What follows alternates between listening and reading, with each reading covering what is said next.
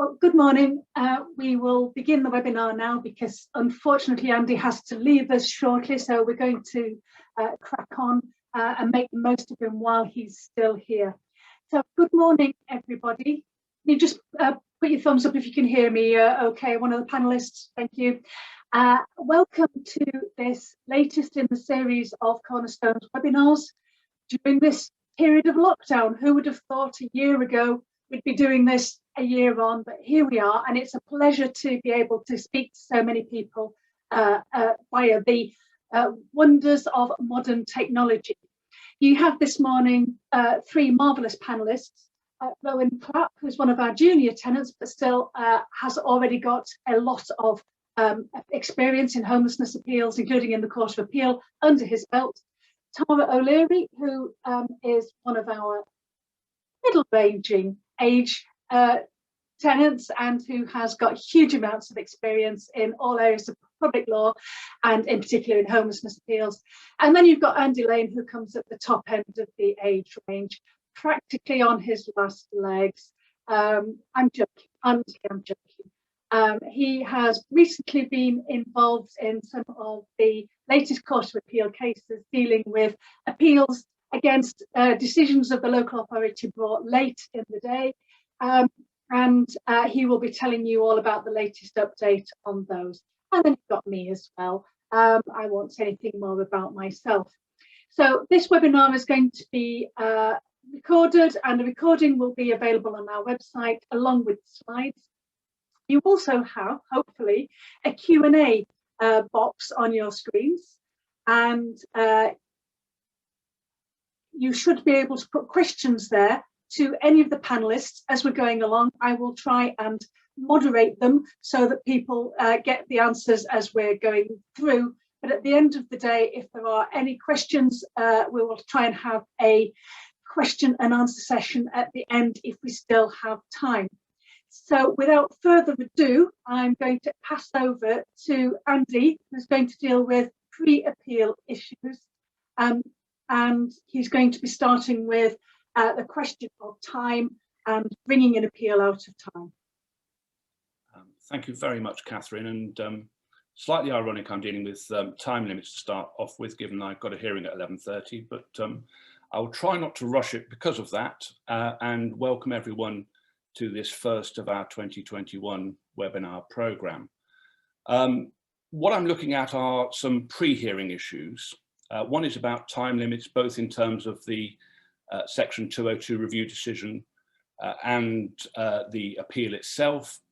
I'm also going to look at some issues to do with talking with the review officer and conferences if you're acting on behalf of the local authority prior to any appeal.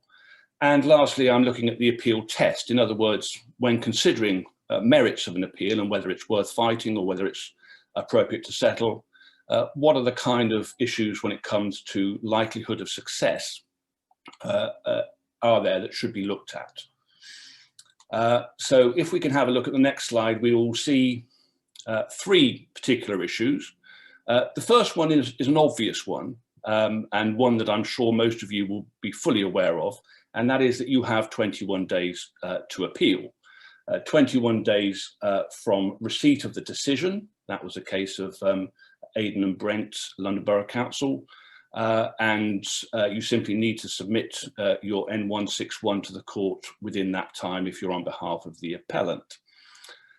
More interestingly, of course, is the fact that sometimes through no fault of anyone's, the appeal is late, and it's made late. And that's what the second bullet point refers to. And if we can briefly go on to the next slide, Catherine, just to have a look at the provision that I've referred to in the second bullet point, you can see there it allows for the fact that sometimes cases are outside, but the courts can extend the time to appeal, but only if it's satisfied, as you can see there, where permission is sought before the end of that period, there is a good reason why it can't be brought in time. And if it's brought after that time, there are two issues. Why haven't you made it in time? And have you had any delay in applying for permission to extend the time? So going back to the previous slide, what you'll see is that I've referred to two cases in particular. Short and Birmingham I might as well deal with first, in the sense that really what that was looking at is the question of merits, and really making the point that merits don't play a great part in this question of whether you can extend the time beyond 21 days.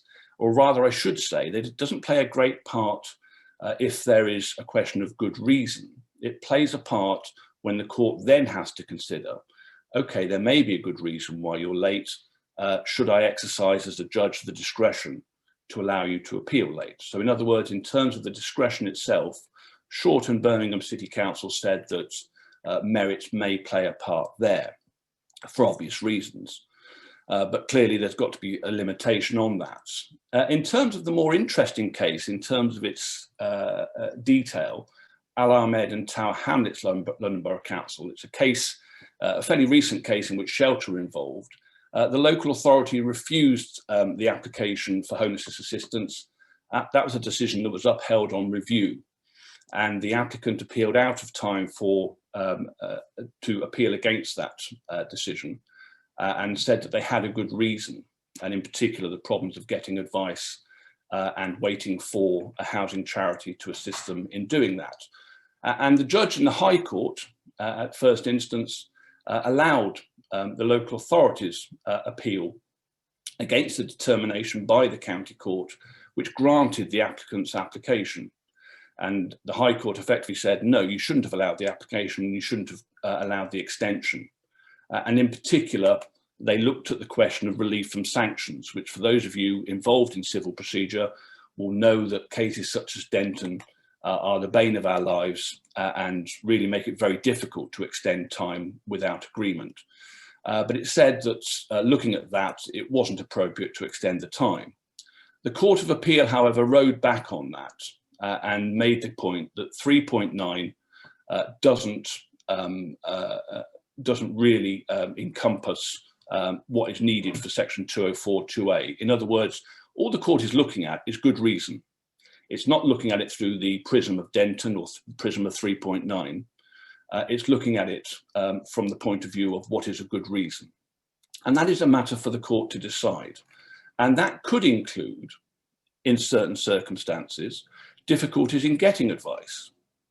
And that goes both ways, very fact-sensitive issues. Some of you may have heard of the case of M&B in Islington, which went the other way. So it's not a guarantee that you can use that as a reason to appeal late, but certainly it could be a good reason. And you can see Sir Stephen Richards, recently retired Court of Appeal judge, given the judgment in Al Ahmed, explains that where an applicant relies on the fact that he was unrepresented and was seeking legal aid as a reason for non-compliance, the circumstances will need to be examined with care, including scrutiny of the diligence with which he acted in seeking legal aid. And it made it quite clear, therefore, that it doesn't mean that you can simply say, I had trouble getting legal aid, I had trouble finding solicitors. You would have to go further and say, what efforts did you make to do so? In M&B, the case I mentioned, an Islington London Borough Council, for example, is a very clear decision, I think it was by Judge Hellman at Maresme City, refusing the extension, which was upheld by the Court of Appeal, despite the fact that the applicant had dyslexia, because there had been good evidence that that had never impeded him in finding assistance and getting matters done in time previous to that. So it is very fact sensitive. And therefore, when one's looking at that from a local authority point of view, clearly one can take a view as to whether you're going to agree to any application to extend time or whether you're going to oppose it. And really what you're going to want to know is two things. Have you made an application to extend time? Brackets, if not, why is it late? And secondly, even if you have made an application, have you demonstrated a good reason why you're late? And if you can't demonstrate a good reason, the local authority is entitled to oppose the application. An application, it should be said, which you would normally see on the N61 at question 10, I think it is. One would expect to see the application there. Although, of course, it could be made beforehand if, in fact, the person makes the application in advance of the appeal. Looking at the third bullet point of the previous, sorry, we're going backwards, I'm afraid. It is the review decision. So appeals can certainly be outside time. Review decisions, for those of you on social media, one would have seen an interesting debate, and I do put interested in inverted commas there, on the question of the effect of late review decisions. Now, there are two cases that I rely on for dealing with this, but simply to say initially, of course, that you'll be well aware that if a local authority doesn't reach a review decision in the time required and provided for by the homelessness review procedure regulations of 2018, and for many of those it's 56 days, not always, so be careful as to what the time limit is.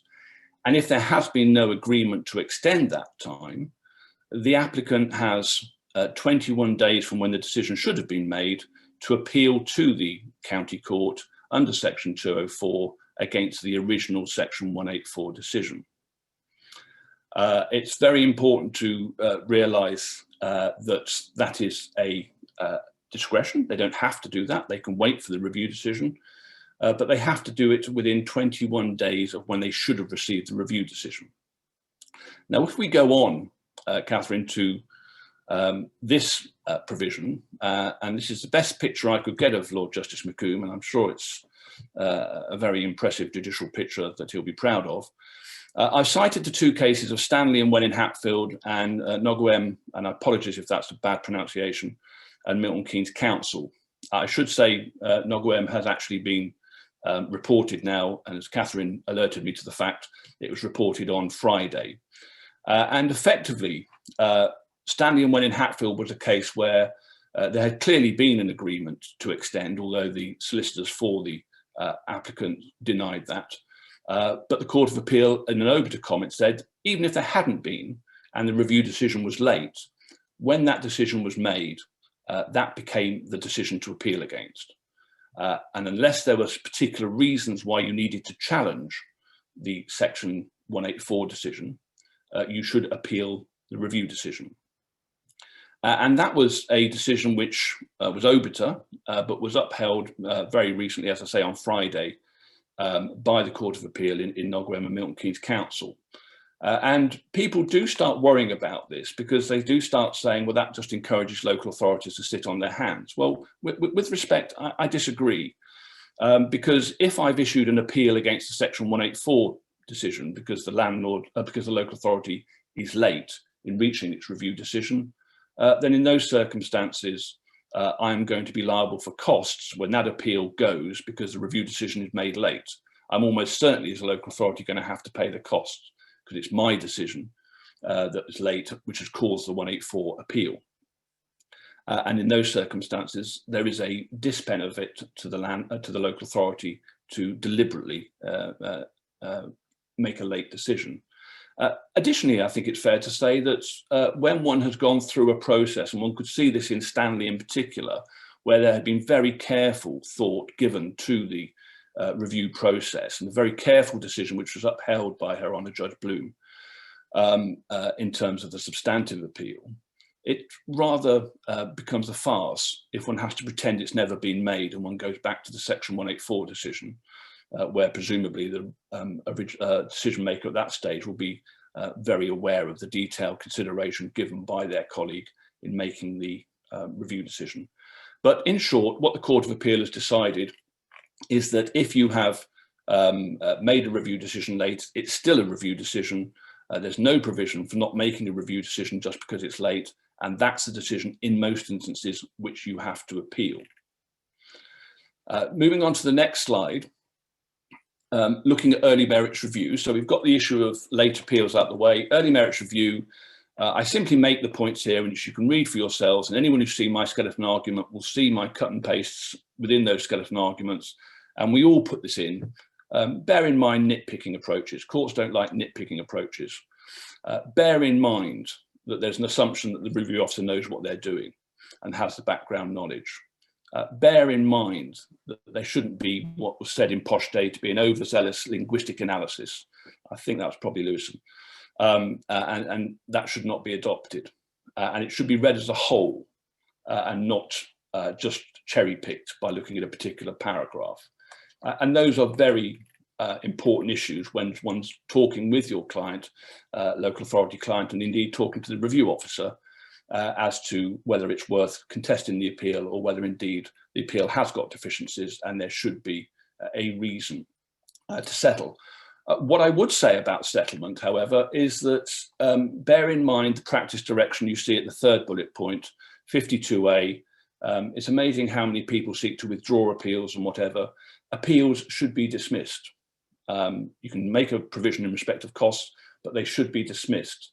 And if you have a look at paragraph 6.1 to 6.4, it will make it quite clear that normally it will be dismissed with a cost order, but if the parties want no order for costs, they're perfectly entitled to put that in.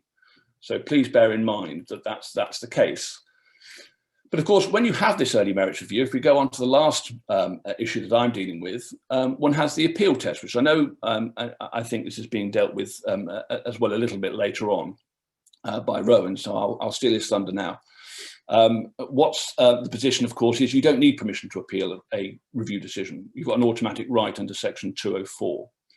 And the burden of showing there's been an error is on the appellant, as you can see from the Rother DC case. You can strike out a case if there's a compelling reason or an abuse of process. I can think of one case recently, for example, where there was an appeal against an internal review. And ground 2 of the appeal was, this isn't a review decision, it's an internal review. Well, we said, well, we agree, it's not a review decision, so why are you appealing? It's just a nonsense. Now, in the end, we agreed dismissal and we're having cost arguments now. But you can set aside, in rare cases, where it's going to be an abusive process, an appeal. It is judicial review in the county court, and I'm not going to go on too much about this. It is very much that. You've got the cases that we generally cite, such as Nipper Begum and Tower Hamlets. You've got Pulhofer. All I would say about Pulhofer is nobody ever reads the full case. You just read the last page. Indeed, I've even had an authorities bundle where it's only had the last page of Lord Brightman's judgment. But it's judicial review. So rationality, etc., failure to consider reasonable matters and so on. Cases such as James and Hartsmere, which was Ranjit and Ricardo from these chambers, was looking at whether that included contracting out provisions, and the Court of Appeal said, yes, it does. Although James lost the appeal, they were right to say that that was a valid issue for a Section 204 appeal, because it concerned how a decision was made and therefore was a proper matter for it. Cases such as Adesoto, which was Dean and Ricardo from these chambers, decided that disability discrimination conversely wasn't a good matter for Section 204 appeal because of the provisions of the Equality Act, and that's particularly because of those provisions meant that that should be dealt with separately by JR or some other matter. And lastly, I should just say that even if you get all the way to appeal, or even if you think it's going to get all the way to the appeal and you're going to lose, note the cases there which indicate that you may still win. And just to give you one final example for this, I had a case about suitability of accommodation where we won on every ground, apart from the fact that we didn't actually identify which part of Section 193 we were discharging our duty under. I told the judge, but of course I couldn't give evidence. So, and all I said was, well, there's no point sending it back just for us to say it was under 1935. You might as well dismiss the appeal, and he agreed. So there is the ability under Barty King and in homelessness context, and thank you very much for Rowan for alerting me to this, the Ali and Nessa case makes it quite clear that where there has been a procedural irregularity, but the overall merits are still with the local authority, it may still be that they win the appeal. And I think I've not been too bad time-wise, and the phone hasn't gone. So I will therefore just leave with the massive brain of Lord Bingham of Cornhill, who in Runa Begum, of course, set out the point about judicial review in the county court. Because remember, this was a jurisdiction which used to be in the High Court, used to be by way of judicial review before the Housing Act of 96 moved it into the county court.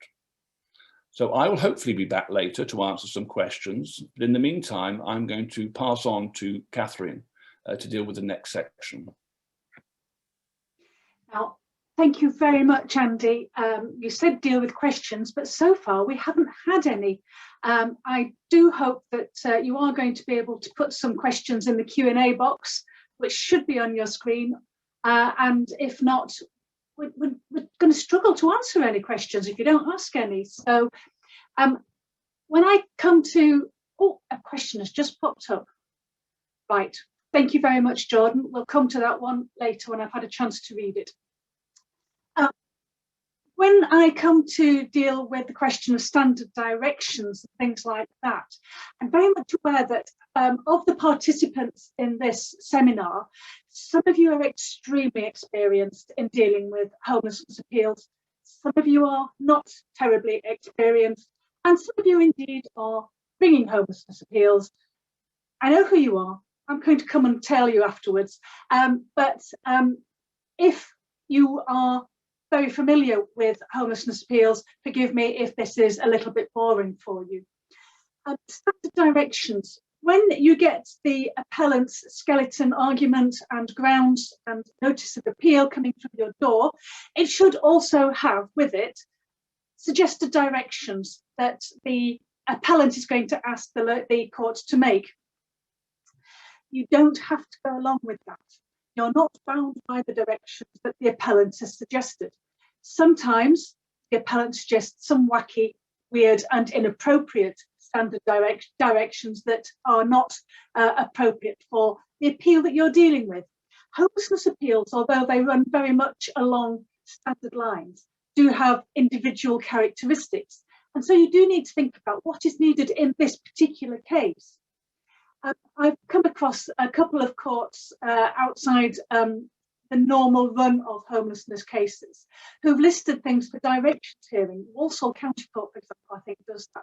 There shouldn't be any need for directions hearing because you're going to be dealing with, generally speaking, experienced homelessness practitioners who know the way a homelessness appeal runs and the general directions that you need. Many courts do have standard directions.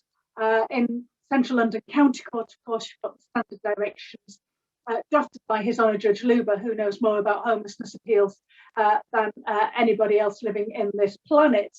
But they're not necessarily the right standard directions for your case. This is your case. You know what is needed in this case. Have a think about what is needed in this case. For example, standard directions in relation to disclosure may give you a delay in hearing this case. That's not necessary because you can do the disclosure at a touch of a button because you've got it all electronically, or you've already done it, for example. So have a think about what is really required in your case. Don't think just because the appellant has asked for you to do X, Y, and Z by such and such a date, that's what the court is bound to order. You can ask for a different direction. You can negotiate directions with your opponents. Disclosure should be covered from both sides. It's not just you that has to make disclosure of the housing file. Of course, that's going to be the key one. There could be disclosure in relation to other issues that the appellant has raised.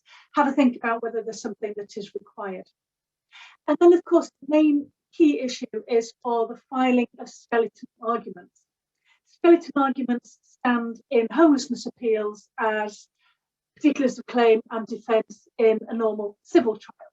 And so for that reason, they should be sequential. Come across a couple of courts recently making an order for a respondent's notice, which is, it's not really appropriate, doesn't help the court in my view. A respondent's notice is usually filed if you want to uphold the decision on additional grounds. Well, that's not what we're trying to do here.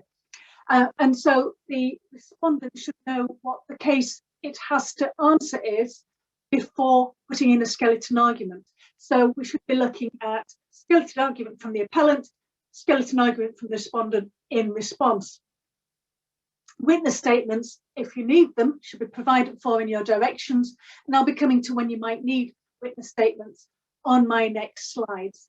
Listing and time estimates. Obviously, you want this listed as soon as possible. Homelessness appeals are designed to be dealt with quickly because we are dealing with someone who is either without a home and got nowhere to live, or is occupying that scarce resource of temporary accommodation that is costing local authorities lots of money, particularly at the moment where you've got the coronavirus pandemic increasing the burdens upon local authorities. The good news as far as that is concerned is that the courts have been extremely prompt in dealing with homelessness appeals in the course of the pandemic, because they are absolutely brilliant to be dealt with by way of Zoom, and we're going to be discussing that later in this session as well. Time estimates. What is the appropriate time estimate for a Section 204 appeal? It so depends on the judge, doesn't it? And you're not going to know who the judge is at the outset. If it's somebody like His Honour Judge Luber, who knows all about, again, homelessness law, you're not going to need to spend half an hour starting off with, well, Your Honour, what happens in a homelessness case is they make an application and then there's the review, and when you do this, that and the other, you can go straight into the facts. With, of course, a recorder, for example, that might not have done one before, then you may need to spend longer going through the law. So it's very difficult to give a time estimate in advance. Some judges I have heard being resistant to listing it for a full day, but in my view, it's safer to list for a full day, and then you've got that time, particularly if you haven't got a clean start in court. Should there be any other disclosure or any directions for other specific issues? Well, for example, there should be directions in relation to dealing with matters where it's an appeal out of time and things like that. One of the things that His Honour Judge Luber's standard direction provide for is routinely providing for the appellant to amend their grounds of appeal. We've been discussing this. We don't think this is the right thing to do, but I don't think we're going to win that argument with His Honour Judge Luber. I've tried it once and got knocked back. The thing is, of course, you've got a very strict 21-day time limit for bringing the appeal. If you just put in grounds of appeal that just say the decision was wrong, is that sufficient? Is that really a validly constituted appeal? There is case law suggests it's not. You have to have grounds to say why the decision was wrong. And so if you're giving permission to the appellant to add 3 or 4 new grounds, that's an appeal effectively out of time. Is that the right thing to do? And it leaves the respondent not knowing at the outset whether this is a valid appeal. One, as Andy said earlier, you should be looking at and thinking, well, we should concede this one. No, we're going to fight this one.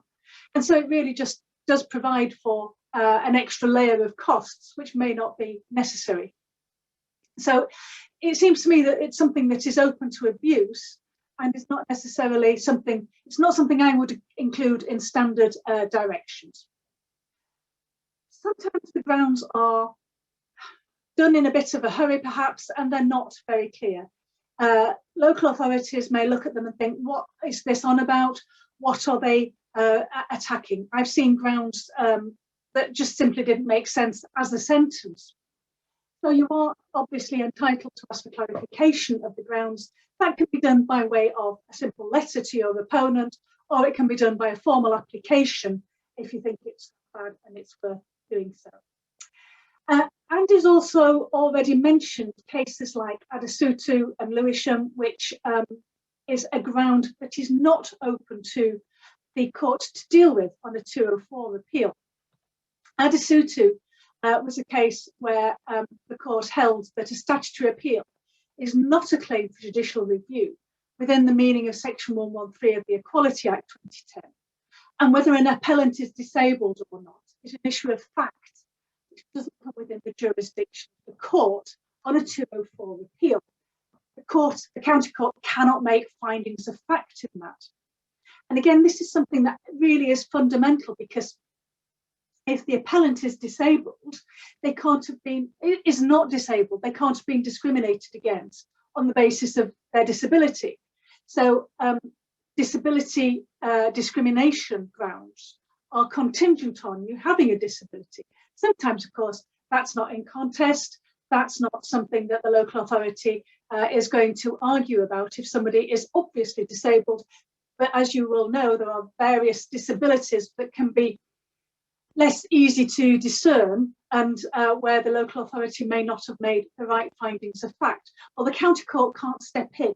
And so if there's a ground of appeal that deals with that kind of thing, rather than with a question of law arising from the decision, then that is something that you can apply to strike out. The question is whether you apply to strike it out in advance, or whether you do that as part of a general defence, and that will depend on what other grounds of appeal you may have against you at that stage. But if the appellant didn't suggest at the review stage that she had a protected characteristic and it wasn't dealt with on review, that's not something that the Court of Appeal can deal with. Andy's also mentioned other grounds that can't be dealt with on judicial review. In CPR 52.18, you've got the strikeout provisions. Any appeal can be struck out as disclosing no cause of action, basically, but it is, according to the rule itself, something that the court should only exercise sparingly. But where you've got an obvious case, that might be something that you can take up as a preliminary point, rather than leaving it to have a full-scale hearing. Another point that you can deal with as a preliminary issue is obviously whether the appeal was brought in time. And so first thing to check on any appeal is whether it was lodged in time. And as Andy said, the appeal form has a box for asking for an extension of time. Well, Section 204A says you have to make that application. If it's not brought in time and you haven't made that application, there's obviously no good reason for extending time. You can then make an application to strike it out. You can also make an application or ask the court to make a direction that this be dealt with as a preliminary issue. So you don't have the full-scale hearing. You have a separate hearing which can be dealt with in an hour or so to deal with the question of whether the case was brought in time, if not, whether there's good reason for it not being brought in time. And also, it's not just whether the appeal was brought in time, but whether there was an application in time. So any delay in applying for an extension of time is relevant to this as well. And then at the end of the day, exercising the discretion to allow an appeal to go ahead. In Shorten Birmingham City Council, the case that Andy referred to earlier, not only was she 2.5 months out of time to bring the appeal, she'd also appealed to the Court of Appeal instead of to the High Court against the decision striking it out. And that was something that the court took into consideration as well. Is it the right decision? Andy's already mentioned that, but that's particularly relevant in relation to accommodation pending appeal. The court, of course, has the power to order you to accommodate a person pending appeal. But it is very often the case that they stick in the appeal and then also stick in an application for an order without actually asking the local authority to consider it first. Because the county court, when considering accommodation pending appeal, is not exercising a freestanding jurisdiction on that. County court is exercising an appellate jurisdiction, so considering whether the local authority has correctly decided whether or not to accommodate someone pending appeal. And so if there hasn't been a decision by the local authority, the county court can't exercise that appellate jurisdiction, and so you've got to check whether there has been a decision on accommodation pending appeal before that goes forward to the court. Witness statements. Generally speaking, witness statements are not admissible. Standard directions sometimes provide for witness statements, or courts make directions for witness statements. This is an opportunity for legal aid lawyers to make some more money by drafting witness statements on their client's behalf, and also for advancing arguments that were never advanced. And the rule is clearly that evidence not before the first instance decision maker ought not normally to be admitted for the purposes of the appeal. That counts both sides. In Ermakov, the court made that very clear. So what you can't have, generally speaking, is a local authority saying, yeah, I know my decision was not that brilliant, but if I have another think about it, what we'd say is this, this, this, and this.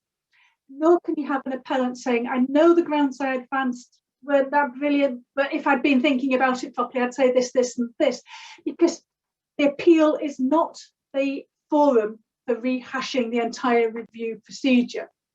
A decision on review is a full-scale decision on all the facts. The appeal to the county court is an appeal on a point of law.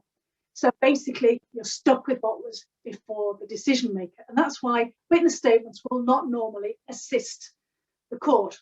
There are some exceptions to that rule.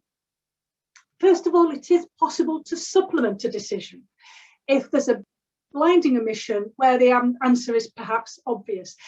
Not saying giving different reasons for the decision.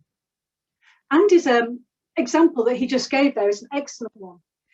We've accommodated them under section 1935 or section 1936, but your decision letter doesn't say that. Well, this is the kind of case where you could say, yeah, we know we've omitted that. Just for the sake of clarity, it is 1935 or it is 1936. The court should take that into consideration, particularly when considering this is judicial review, and the way I was taught to describe this is the if so, so what test. Even if you are right on this, so what? Where does it actually take you? What difference does it make to the actual outcome? You might put that in more formal terms of section 31 of the Senior Courts Act and decide that that would have made no real difference to the outcome in any event. Whether that applies to homelessness appeals is still in the ether at the moment, but I've always been of the view that this is judicial review. One of the rules of judicial review is that the court does not beat the air in vain, is another way of putting it. I rather like that one, very poetic, but it basically says the same thing. If so, so what? So if there is something that you think, oh yeah, I forgot to mention that, but it's really obvious what we're going to say, put that in a letter or a witness statement from the reviewing officers. Be careful with it, because you can't, as I say from Ermakov, give different reasons for the same decision. One thing could be disability and the question of a disability, because it is something that you have to look at, as you all know. You have to look at the question of whether somebody suffers from a disability. It may be something that that you looked at, you don't think would make a difference to the actual outcome. And that is something that I think would be legitimate to put in a supplementary decision or a supplementary witness statement. Another obvious one is correcting typos, where you say, I don't consider that you are intentionally homeless from 3 Acacia Avenue when it was in fact 7 Acacia Avenue. That is the sort of thing that a judge is going to look kindly on, I think, a supplementary letter in that kind of case. So just because you've made a mistake doesn't mean to say you're going to lose. You will remember, of course, in Holmes Morehouse, Richmond, that went all the way up to the House of Lords. That was a case where there was a misunderstanding about the family law aspects of it, which took Lady Hale to point out. It didn't make a difference to the actual outcome, and therefore it was something that, if so, so what, applied to, and that's the kind of thing that you could deal with in a supplementary letter very easily. So what else might you deal with in a witness statement? There are some factual issues sometimes that the court appreciates clarification on. One thing in relation to whether an appeal is out of time. How was the decision letter sent out? So you know how it was sent, you know when it's deemed received, email, first class, second class. There's sometimes an issue about whether the person who had carried out the review is the right person to carry out the review, whether they are superior to the initial officer, for example. Sometimes you get nasty comments made about that. And that can be dealt with very simply in a witness statement. Contracting out is another obvious one where the issue may be, has the person been validly contracted to carry out the review? Witness statements will be required in there. Last year, it's not been so bad this year, but last year I was getting lots of cases where appellants were alleging fraud, prejudice. You've only made this decision in order to avoid a duty. You've only made this decision because I am a criminal, all those sorts of things. You can put that in a witness statement. We didn't make that decision because he's a criminal, although we do know he is a criminal. But it's not necessary because, as Andy said earlier, a reviewing officer is deemed to know what they're doing, and any action of the local authority is deemed to be valid unless set aside omnia presumpta vitae esse acta. There are sometimes issues about the accommodation, saying, well, you say you offered me a 3-bedroom one, but when I looked at it, it was only 2 bedrooms. So you can use a witness statement to explain, well, yes, it is 2 bedrooms, but you've got a downstairs parlour and we treat that as an extra bedroom. And there may be occasions where you need to explain or produce one of your policies. So all of those things may be useful uses of a witness statement, but generally speaking, witness statements should be avoided. Now I'm going to go on to pass over to Rowan now to deal with the question of how the hearing goes, skeleton arguments and remote hearings. Thank you very much, Catherine. Good morning, everyone. Thank you very much for joining. I'm going to talk to you about the role of skeleton arguments in homelessness appeals, and then I'm going to turn very briefly to discuss some tips for remote hearings. So dealing with skeleton arguments first, just moving over the slide, please. In most cases, the job of drafting the skeleton argument is going to be for counsel. Your initial reaction might be, well, it's their job and I'll let them do it. But I think there are 3 reasons why it might be helpful for you to know more about skeleton arguments. The first is that some of the preliminary procedural points, which I'm going to come on to in a moment, will be of general application. And so they might assist you in determining how an authority chooses to approach an appeal and maybe what level of counsel you choose to instruct. Second point, in my experience, there's a lot to be gained by discussing the issues in play, and the officers and the legal team at an authority will often have very detailed knowledge of the case. So they're in a great position to sprinkle some gold dust or otherwise perfect a skeleton argument prepared by counsel. So there's a lot that you can add at that final stage. And third, you want to be sure when you receive a skeleton argument from counsel that your barrister's taking all the right points, all the best points.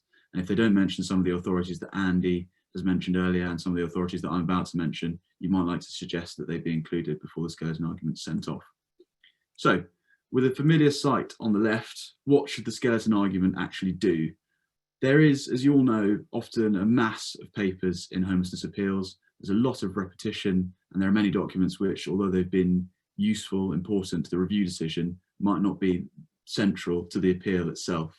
The skeleton argument is an opportunity for you to draw the court's attention to the documents which you say are most important, provide an overview of your argument in a way that's persuasive, and above all, easy for the court to follow. And it should answer the question, why should the court dismiss the appeal on each of the grounds before it?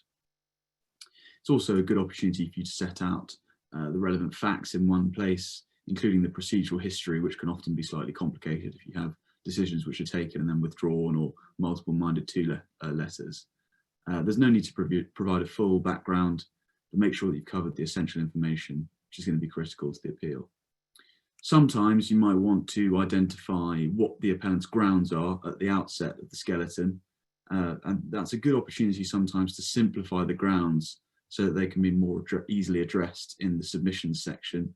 Alternatively, if the grounds are unclear, you've heard reference to how poorly some grounds can be drafted. If they're unclear or difficult to understand, you can say at the outset what you're going to take the grounds to mean, which will first of all highlight inadequacies in the appellant's pleadings, draftings, and it's going to save you from having to guess what the ground actually is when you come to address it later on in your skeleton argument. Additionally, if you can think of several grounds which amount to the same issue, i.e. a failure to consider material considerations, you could group them because you could more easily deal with them in brief form.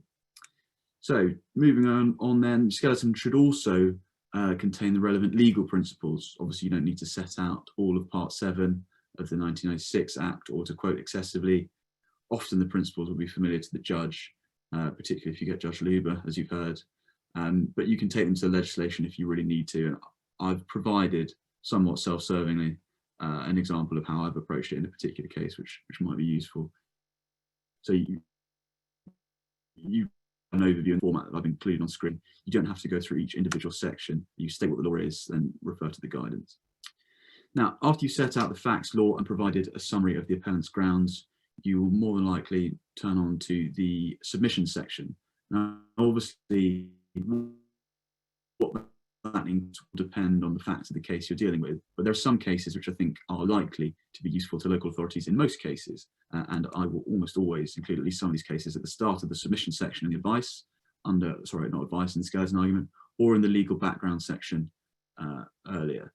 So you've heard Andy refer to the case of Pulhofer in the context of confirming what the court will do. It'll be effectively applying judicial review principles in the county court. That decision means that the courts are going to be slow to intervene with the exercise of its discretion, which has been deliberately provided to authorities in this context. Now, I've put the full quote on screen, but the bit I want to draw attention to is in pink, where the court says that where a decision has been entrusted to Parliament to a particular actor, trusted by Parliament to a particular actor, the courts are going to be slow to interfere in the exercise of that decision making unless the judicial review principles are engaged. So it gives you scope in every case to make a distinction between legal errors, in which the court can intervene, and exercises of discretion on the part of the officer, in which the court should not intervene.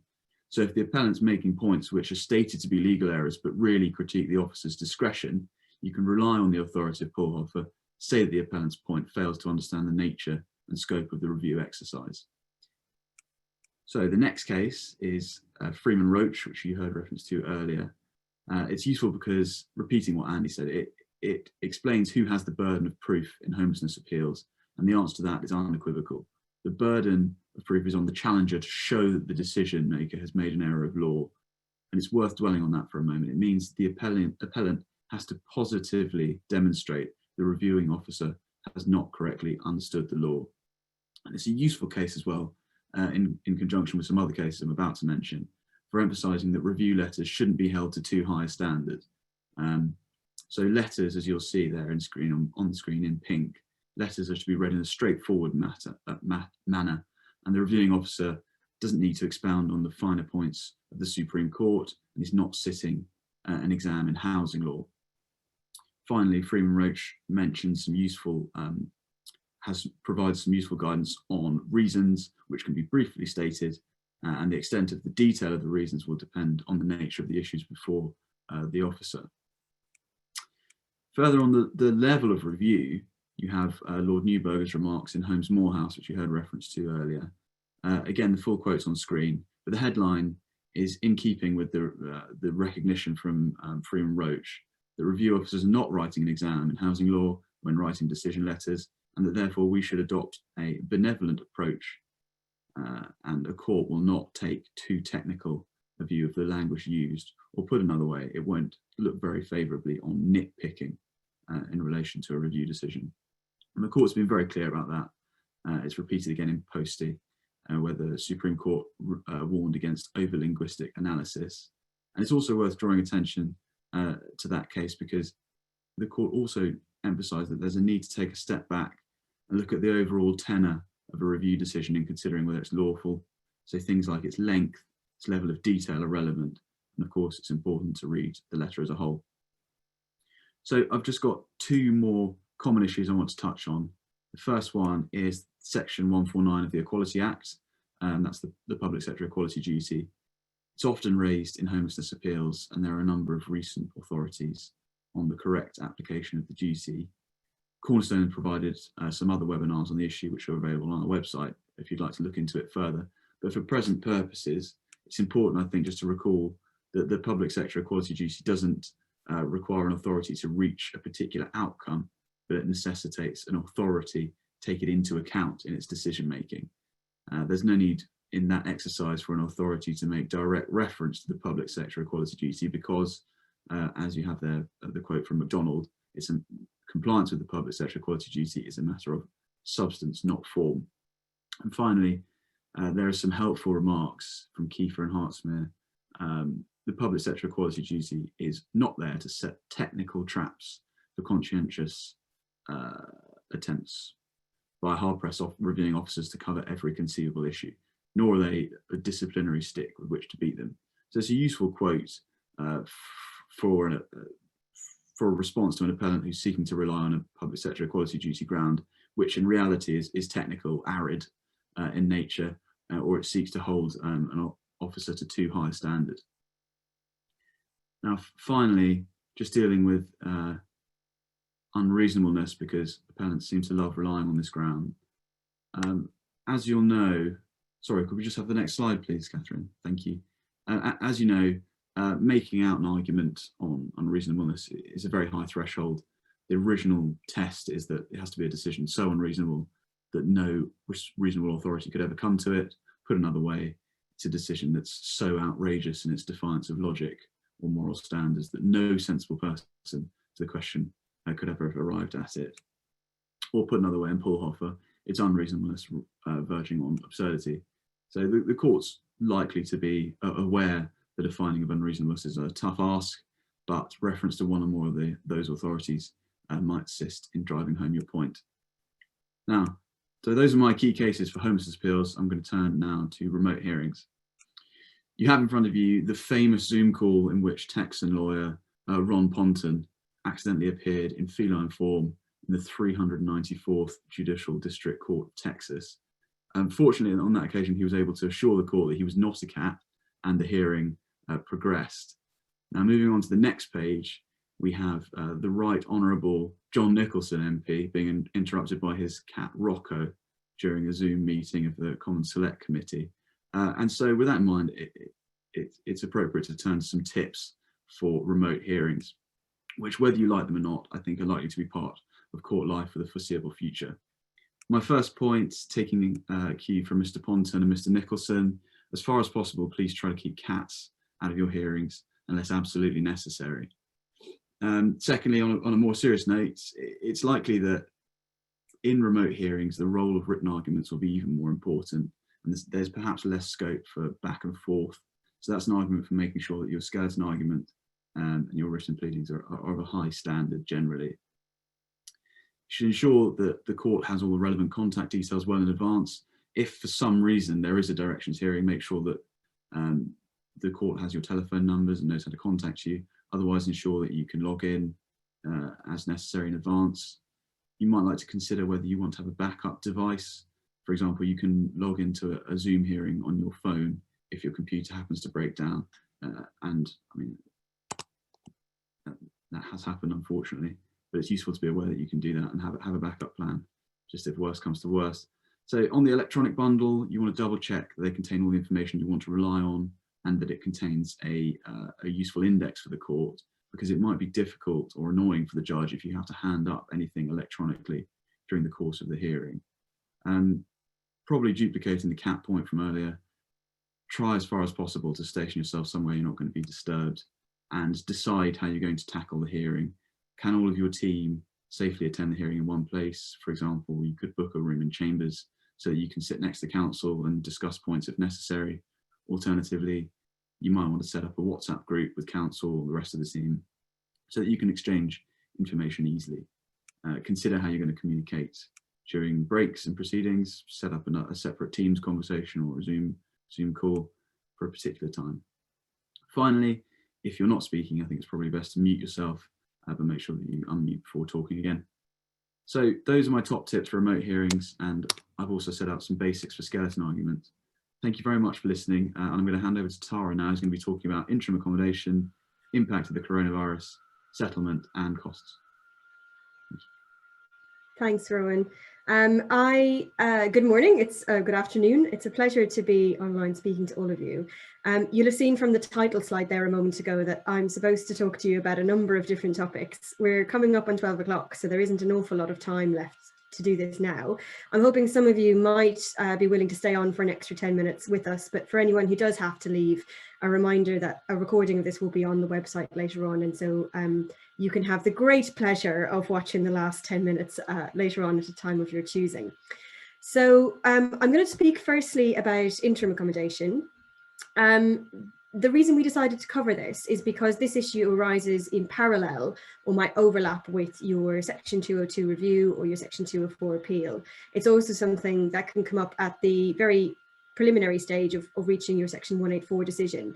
And because there are different tests to consider when you're thinking about interim accommodation at different times, and also there are different mechanisms available to challenge that decision, I've just provided a quick summary because I think it's probably helpful for everyone to sort of get those different tests and mechanisms straight.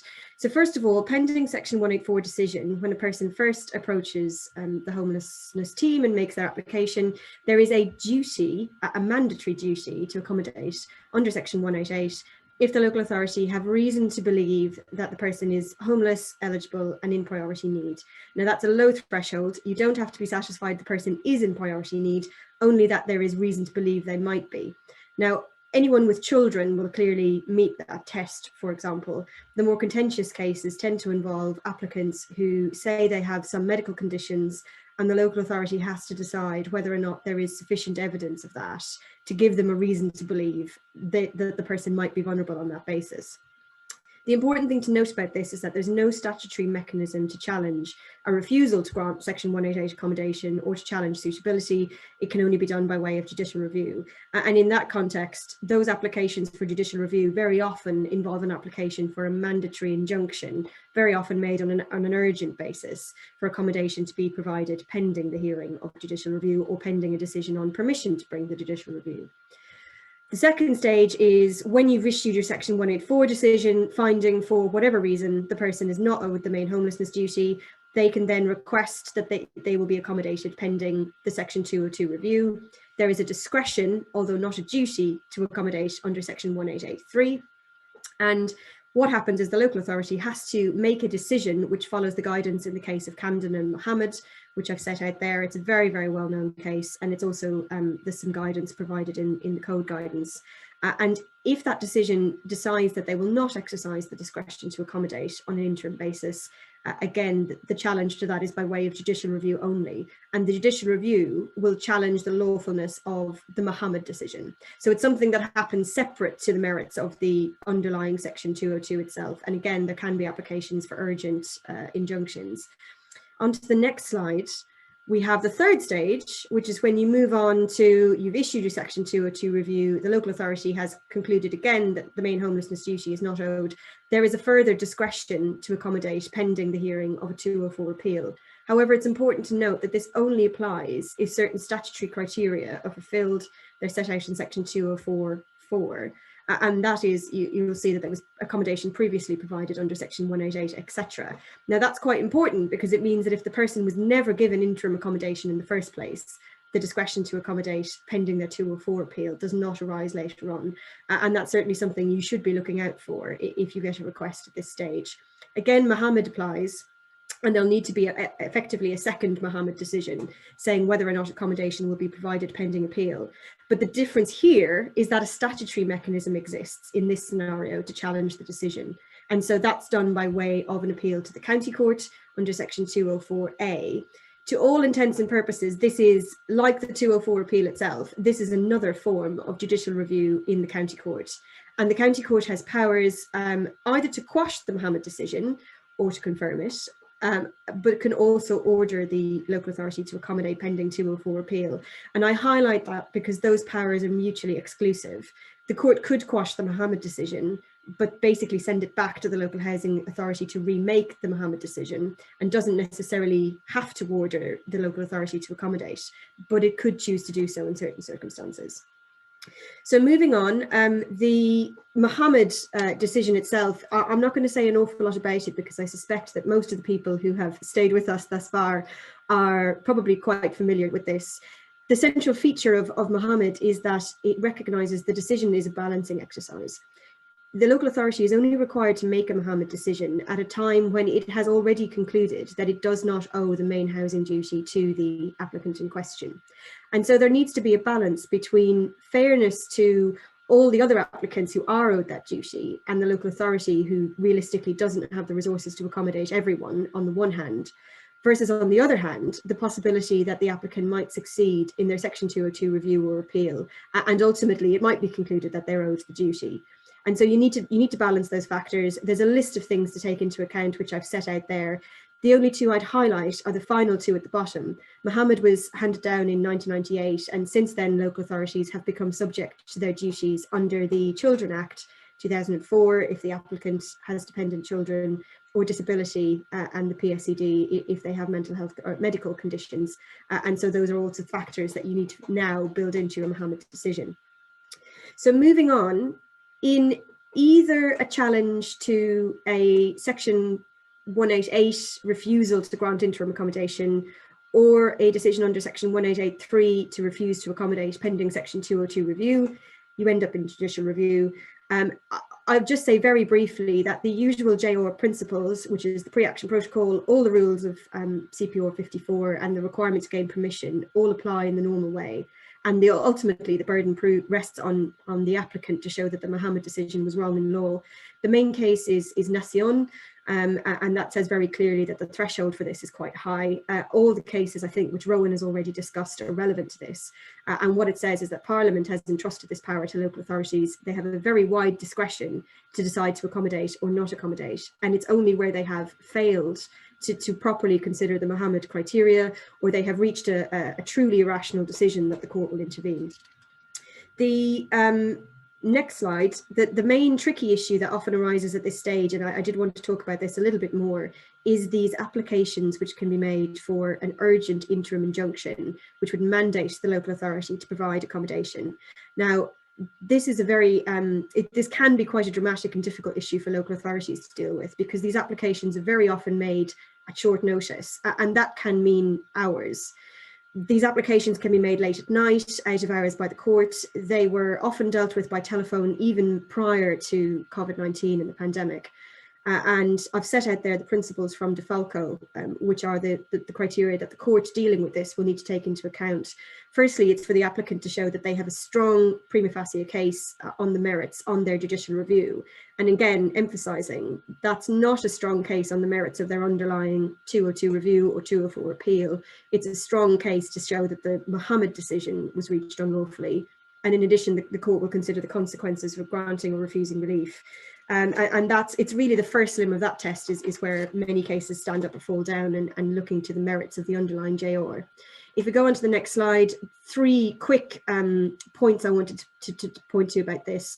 The first is that there was a recent decision involving the Secretary of State early this year, which showed that where an interim injunction is made, you have got to comply with it. And if you fail to accommodate someone in breach of an order, you might be facing contempt of court and committal proceedings. And that applies notwithstanding the fact that it might be a minister in that case, or a local authority in a homelessness case, which is the respondent to the appeal. The Secretary of State in that decision of Mohammed basically came along and said, oh, we're really sorry. The court's ordering us to accommodate someone went into an inbox which wasn't being monitored, and we're a big organisation, and we should have actioned it more quickly. And that wasn't an excuse, and the court was very unimpressed by that. So if you as a local authority get this order very late on a Friday night, alert your team, make sure accommodation is provided in a hotel or a B&B or whatever overnight. And if you think the order's been wrongly made, then apply to vary or discharge it, but please don't ignore it. The consequences can be serious. The second point I think is worth mentioning is the fact that the applicant's own conduct and that of their legal teams are paramount. There is a duty of candour upon the applicant and their legal representatives if they apply for urgent interim relief. They are under a very strict obligation to bring all relevant facts and documents to the court's attention, including those which might be relied upon by the local authority if the local authority was able to attend the hearing or had more notice of it. There's rarely an excuse for failing to advise the local authority in advance that this application is being made. And if the applicant or their team fails in this duty of candour, not only is that a reason to refuse them the injunction, but it's also potentially professional misconduct by the individual lawyers concerned. And so if you come along and get one of these applications and there's all sorts of holes in the chronology and in the document chain that's been given to the judge, you need to be highlighting that very, very quickly. The final case there is just some recent guidance about the court reaching some of these decisions on the papers, and it might be helpful in certain cases. Moving on, I've put in a slide about section 204A appeals. So when you have a request for accommodation pending the 204 appeal, you're outside the judicial review context and you end up in the county court. But what I would say about this is have a look at the case of Francis, what this clarifies is that, again, an appeal under 204A is a form of judicial review in the county court, but it's JR principles of irrationality, etc. apply, and not the interim relief test derived from DeFalco. So that forms no part of the decision. Again, it's a very high threshold to try and say that a local authority has exercised a discretion in an unlawful or wrongful manner. All the usual suspects, the cases discussed by Rowan, will apply. Don't adopt a nitpicking approach to Mohammed decisions, etc. And again, the points that Catherine raised earlier, you know, has this person actually ever asked for accommodation before they've put in this appeal? If not, then there's no Mohammed decision to appeal against, and the court shouldn't be entertaining this appeal at all. On directions, I would strongly emphasise that should be given at least a half-day time estimate normally. It is a whole judicial review, it's not an appeal on a point of law, and it's quite important on that basis. Now, the other area where I'm going to very quickly focus my attention, if we jump forward, is COVID-19. I know this is probably an area of really big concern for most people, and whilst I've got my eye on the clock and I'm going to have to move very quickly in whizzing through this, I do think it's worth pointing out some lessons that can be learned from the way the court has dealt with this over the last year, and I've identified 6 lessons. The first, on the next slide, is a decision by the court, the High Court, sorry Catherine, thank you. All rough sleepers are not automatically in priority need merely because the pandemic is going on. Bencoley Jones was a case in which Catherine represented the local authority, and it was argued expressly that it would be irrational for any local authority to find a person was not in priority need if they were sleeping rough during the pandemic, and the court rejected that argument. So it may well be that you have a case where someone says, I have an underlying medical condition which makes me particularly vulnerable in the event that I contracted the virus, but they have to make out that case on their own facts and with evidence and support, rather than simply saying that the local authority was bound to accept that submission. The second point is a really, really important recent decision, which was just handed down on the 11th of March, which is that of Nkube, if I'm pronouncing that correctly. This arose from the Everyone In policy, which was promulgated by the government in March last year and onwards, where there was no legislative reform to the powers available under Part 7 of the Housing Act, but the government told local authorities they should get everyone in off the streets and accommodate them. And local authorities were rather left scratching their heads about what powers they had to do that in circumstances where people who had no recourse to public funds and so on are ineligible under the 97 Act.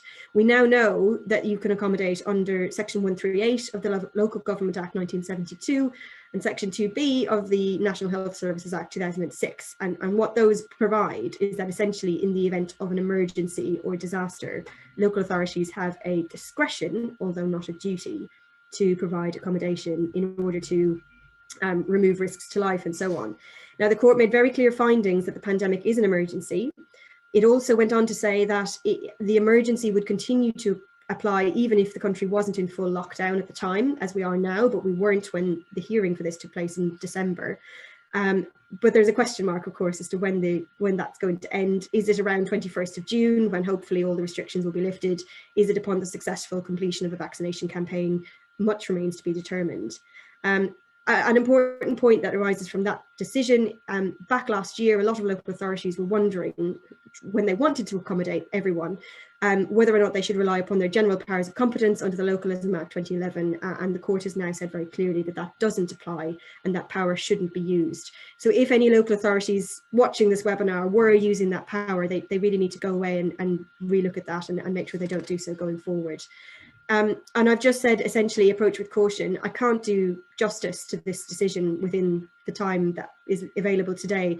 We could do a whole webinar just on this. I really recommend reading the decision, but there's a huge number of questions arise as to how this is going to be applied and used by local authorities and by the courts. And it will be, I think, probably further litigation coming out of this as to what exactly should be done to help NPRF or ineligible persons. Mr. Nkube's situation, we see, was a failed asylum seeker, and all he wanted from Brighton and Hove was accommodation for several days until he could get his application into the Home Office for the support that's available for destitute asylum seekers. It will be quite a different consideration if there's a long-term entrenched rough sleeper who doesn't have priority need and wants effectively open-ended accommodation using this power. So I think quite important to think about how that's going to work. On the next slide, I have set out the tests from Section 138 of the Act. The court has basically said the first three of those criteria are satisfied. Where the local authority's discretion come in is the last point in bold there. And if you are faced with a request for accommodation under section 138, the local authority is going to have to consider these criteria, is going to have to issue a Mohammed type decision, although it's important to clarify that Mohammed itself will not apply because this isn't a decision under Part 7 of the Housing Act 1996. Section 204 and 202 will not be engaged because it's outside the 96 Act, and any decision will be amenable to judicial review. Point 4 is a moment of shameless self-promotion. I wrote an article on this topic last summer, which talked about which, if any, of the powers under Part 6 could be used to help ineligible or NPRF persons. The article does need to be treated with a little bit of caution post-Nkube, but it might be useful to you if you want to look it up on our website. On the next slide, just to highlight that challenges to any refusal to exercise those powers, again, are by judicial review. An example that you might look to for the way the court might approach this is the AQS decision from last year, which was a judicial review of the Home Office's policy of accommodating people during COVID-19. And at point 6, just to say that if you do get one of these applications, and if there's an application for an interim injunction pending the hearing of the full judicial review, the DeFalco principles continue to apply. 2 cases there where the application was made and relied very heavily on the pandemic, and the court refused interim relief in both cases. Nkube himself, interestingly enough, his own application for an interim injunction was refused back in October, and part of the reason for that was to do with the conduct of his own solicitors, who failed in their duty of candour to the court. So you might find those decisions useful. I had 2 final slides, which I'm not going to say anything about because I'm out of time. Andrew already talked about settlements, but I've set out there the CPO provisions for settling 204 appeals, but also those under Part 54 for settling claims in judicial review, which you might find helpful. And then costs. I think if I can bother everyone to spend one more moment on this, I've given you the CPO provisions there. Usually if you are either settling proceedings or you have gone to trial or to appeal on a 204 and lost, costs will follow the event, and those are the principles from Emin Croydon. We've identified in discussing amongst ourselves 3 circumstances in which a local authority might find that an exception could be made to that rule. First of all is the sort of situation talked about by Catherine earlier, where despite the fact that there was some sort of error in the decision, the court refuses to quash the decision because the outcome would have been the same in any event. And in my experience, I have sometimes been able to persuade the court to make no order for costs on that case because the appellant hasn't fully succeeded. The second situation is where you've had a material change of circumstances between the time in which the 202 is issued, but before you get to the 204 appeal. This might come up in a suitability case, for example, where someone provides further and better medical evidence to show their property is unsuitable for them. The 202 review can't be impugned on that process, on that basis, because the evidence was not before the reviewing officer. But what would happen is if you successfully defended your 204 appeal, the applicant would have to go back and make a brand new fresh application and start the whole process all over again. So the local authority could in those circumstances agree to voluntarily withdraw its 202 and remake the decision with the new evidence. But because it hasn't actually done anything wrong on the original 202, it should offer to do that on a no-cost basis. And then thirdly, Maloba is a case I'm very grateful to Catherine for drawing to my attention. If a local authority loses a 204 appeal, and an order is made ordering them to pay the appellant's costs, you could ask the court to stay that order, so the actual payment is postponed until and unless such time as the local authority remakes its decision, and there may be a second 204 appeal, because in that case there may be a possibility of set-off. Now, there's no general rule that the court must stay that cost order, but it has discretion to do so if it thinks it would be just in all the circumstances, and so you might find that that's persuasive in some cases. And so with apologies for keeping everyone late, thank you very much for listening.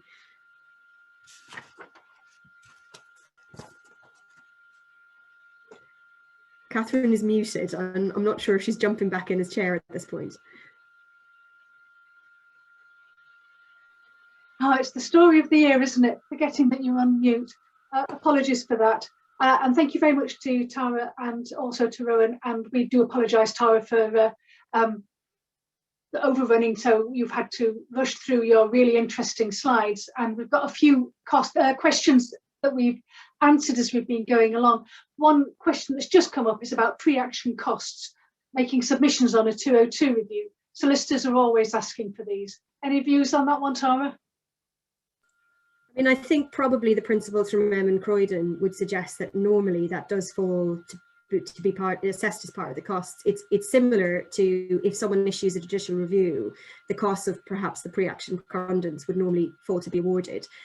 That said, one of the points I hadn't made in my rush to get through was, you know, you can always haggle on the costs, and you know, if there is a grossly inflated costs bill, and for example, you've offered to settle, I would always advise that you should be trying to agree a fixed cost sum rather than sending it off for assessment.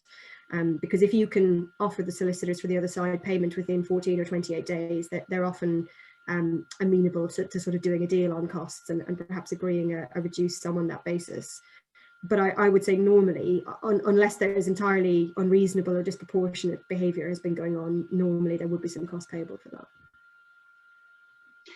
One other question that was posed in the Q&As is the question of suitability of shared accommodation in light of COVID. Tara's mentioned Bancol Jones, my case. In that case as well, the question of shared accommodation for someone who has got no particular vulnerability was considered, and it is possible to place someone in a shared accommodation even though that exposes them to a greater risk of COVID. That decision was made before the recent decision in relation to the Napier Barracks, but as long as you're not putting people in Napier Barracks sort of accommodation, it should be okay unless they have got serious pre-existing vulnerabilities. Thank you all for staying with us. I hope everyone's had their questions. Can I just say that there was a question from Shabana about appeals where the appellant's no longer legally represented and hasn't, for example, prepared a skeleton argument. It was actually the situation facing the recent Court of Appeal case of Nogwem, Milton Keynes, until new solicitors were appointed for her. I mean, all I can say is that, you know, if somebody goes there and they haven't provided a skeleton argument, my experience has been that most judges are perfectly pleasant and reasonable to the litigant in person. But clearly, you know, the grounds which presumably were drafted by the former solicitors will be listened to. And obviously the litigant in person can make representations. I don't think the lack of a skeleton argument is going to be something that's going to make the appeal not capable of going ahead. Unless, of course, that person seeks an adjournment and says, I'm in the process of getting legal advice. And even then, I suspect most circuit judges would not allow that as a good reason for adjourning the appeal. So I think the appeal would proceed, and it may be the litigant in person can't say very much about the grounds previously drafted, and there'd be a decision from the circuit judge largely on the representations of the respondent. Natalie has also asked, she's recently received several Part 36 offers to settle appeals. I'm not sure why this has only recently started to happen. Well, it was my experience in the olden days that used to happen, but by a Part 36 offer to settle, it was basically an offer to just give everything that you could get. It wasn't really an offer to settle. It was, you know, you retake the decision and pay all our costs. And there was no give and take in a Part 36 offer. So my view on that one, it's not a valid Part 36 because it doesn't give anything as well as taking. So it was the practice that we used to get Part 36 offers, but they weren't valid Part 36. There's really not a lot of room for manoeuvre in a 204 appeal in relation to give and take. And so maybe that's why it fell out of fashion. It's interesting to know that it's starting to happen again. Anybody else, any thoughts on that? No, I mean, I don't know whether there's a thought that they can get interest on costs or anything like that, which may sometimes follow from successful Part 36s. But I agree with you, Catherine. I think it's generally kind of ill thought out, and they often don't even, for example, explain upon which grounds that they say the appeal succeeds. They just say, you know, the draft order will be the appeal allowed. So it's very difficult to know about measure of success, for example. So yes, I'm not greatly taken with the practice, and I don't think it assists either appellant or respondent. I think a much greater thing is for both sides to be very kind of reasonable and communicative with each other. And if there is a genuine doubt about something, then they should be able to talk to each other. And I think it really is one of those situations where it's substance over form. Andy, you and I both mentioned Adasutu and Lewisham earlier about the question of disability. The question that's being asked now, could a homeless applicant get around the problems of raising disability arguments on appeal by going to the county court and asking for a quashing order under the Equality Act of the offer of accommodation and discharge of section 193? I think Jensen knows the answer to that. I mean, clearly... You can't avoid statutory provisions. If statute says you appeal this way, you appeal this way. Yes, I mean, it's an interesting dilemma. I mean, you may well be able to get a stay in terms of the 204 appeal, because from recollection, because I think it was Dean's case, so I heard most of it secondhand from the other side of the room. It was a question of her whether she accepted or not the suitability of an offer and the offer itself, and whether because of her disabilities there was a reason why she shouldn't be taken to have accepted it, and therefore it may impact upon, as I say, whether the 204 appeal proceeds at any particular time. But it does seem to me that, as you say, Catherine, the 204 process is a statutory process. There's no way round that. Save in extreme circumstances, the only one I can think of is, for example, there have been cases where people, rather than appeal against the 184 decision, have decided to go for judicial review against the failure of the local authority to reach its review decision in time, even though there is the alternative remedy, and they have succeeded. I think there was a case of Guia or something of that kind that I noticed that Tim mentioned on social media over the weekend, Tim at Garden Court. But I think in terms of Jensen's questions, it's a good question, but I think what would happen is you'd make your Equality Act claim and you may seek a stay of the 96 Act homelessness proceedings, pending outcome. Just to kind of chip into that, I mean, one of the key issues that was picked up in Adasutu was the fact that on a 204 appeal, the court can't make findings of fact or hear evidence on disability, which would often be, you know, a crucially contested factual issues on an Equality Act claim, and so that the court's quite constrained in terms of what it can do on the appeal. So one question that was answered by Andy in typed form was the one that we had right at the outset from Jordan. If an applicant doesn't comply with section 5.3b of the homelessness review procedure regulations, what, if any, consequences will or should follow? Can representations be ignored? Will it depend on the length of delay?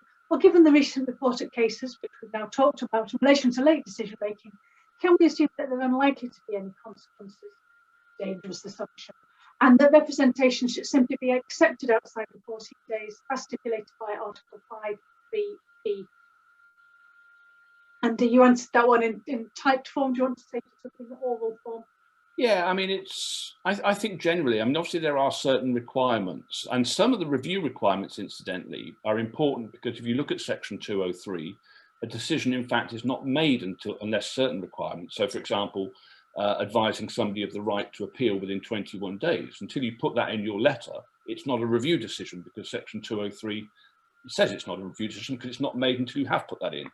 In terms of some of the requirements of the 2018 regulations, and for example, giving somebody 14 days to respond with representations, clearly there are requirements that should be met, but equally sometimes, even if they're not met with the T's crossed and the I's dotted, if, for example, there's been ample opportunity given to the person to respond and there's not been a guillotine, the court clearly would take that into account. And somebody complaining, well, I was never told that I only have 14 days when in fact you were given 6 weeks. Well, obviously that would be a ridiculous decision to say that they should have been formally told that they were given 14 days.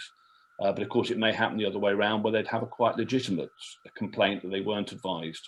And of course there are certain requirements such as the right to an oral hearing, etc., on certain issues where of course it's a right for them to have, and some of those have been successful. So it does depend on the particular concern and the particular regulation. But I think my experience of certainly the Court of Appeal is that they're incredibly, and more so than the Supreme Court, and I can say that because they won't be watching, that they are much more pragmatic and realistic, which is what we saw in Stanley and Nogwem, despite the protestations on Twitter. So yeah, I think it depends on the facts of a case, but if somebody's been given the proper opportunity which encompasses what was required, then that is fine. Yes, Mark just asked whether the issue of compliance arose in my case of Safi, and as Mark knows, that was a bit of a complicated one on the facts in Safi, so maybe we'll ignore that one because I lost on that. So definitely thanks for bringing up painful memories. Lisa's asked about a failure to undertake the assessment requirements right at the outset. Does that render any other later decisions undefendable on review? A decision which is in essence correct, and the relief has 56 days past, but no personal housing plan has been provided or steps to relief being carried out, is upholding the decision likely to be defendable if subject to a Section 204 challenge? Or is it breach of statutory duty leading to judicial review? And you've given the classic lawyer's answer on that one. It depends. So nobody's going to sue me. I'm going to push you further on that one. What does it depend on? I mean, you know, for example, I gave the example of Stanley and Welling Hatfield, which is obviously the Court of Appeal case last year, but there was a number of cases with that Miss Stanley had with Welling Hatfield. I think we may have had 4 or 5, but one of those was in relation to a discharge of the relief duty.